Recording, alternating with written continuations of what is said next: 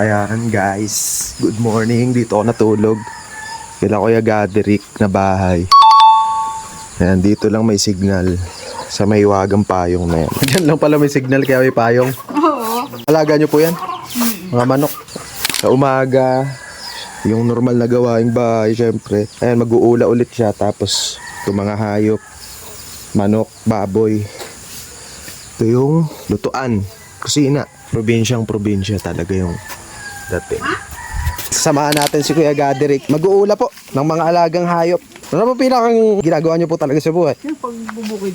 Bukid. Bukid. Ano pong mga binubukid ninyo? Gulayan. Parang si Kuya Slow din. Oo. Tapos yan, nagluluka din minsan. Oo. Ito po pala isdaan. Ayan, matas lang. Ito yung ginagawa. Dito sila nangunguha ng tilapia. Abay, medyo palang daan din eh. Pag pala dito'y maulan, madulas. O tilapia ito, pero ito, gagawin kong ng hipon. Pag Tatlong pala isdaan po yung, po yan, tuwing maga tsaka tuwing hapon din. pares lang sa kasabangus. Para sa pagkain yun mo. Isang tour guide ako, Marinduque tour guide ako. Paano po yun? Tuwing kailan naman po yun?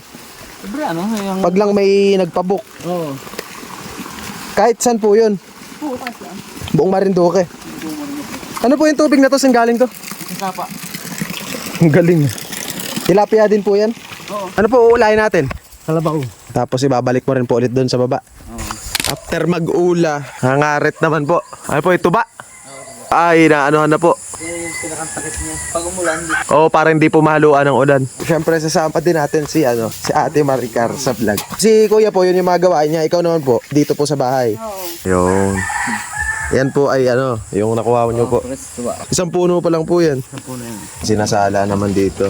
Ito po mga nasala na to. Tapos pinapaasim na lang. Suka. Saan niyo po binebenta? Yan lang sa labasan. May pisto kami dyan. Dyan din po. Ito po yung pangatlong puno na kinukuha mo po ng tuba. Ito po yung pwesto nyo. After ng mga gawain, pumunta muna kaming San Antonio, Santa Cruz para manood ng softball. Dito kami sakay sa pick-up ng pinsan ni Kuya Gaderick na si Kuya Islaw at makikilala nyo rin siya soon.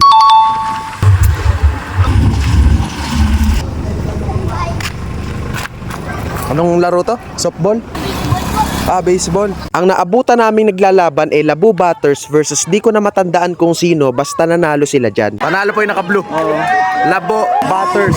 At isa nga sa mga player dyan, yung kasamahan din naming vlogger na si Kagawad Marvin Marilla. Ayan, shoutout po sa'yo Kagawad. Sunday nga pala to guys, kaya marami ring tao. Tsaka parang every week din talaga merong ganito dito. Maya-maya umuwi na rin kami para magtanghalian. Hindi ko na na-video, pero yung tilapia na yan galing dun sa palaisdaan nila Kuya Gaderick. A few inches later. Kinahaponan, sakay sa kotse ni Kuya Marvin, pumunta naman kaming Buliasnin para sa Marinduque Vloggers Exhibition Game. Kasama din namin si Kasigpaw. Tignan mo yung mga tira. Meron lang ako dito.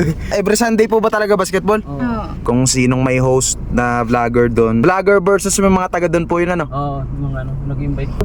Tabi tol, oo. Tamang nood nga lang ako dyan kasi hindi naman ako nagbabasketball. Basta masaya sila, masaya na rin ako.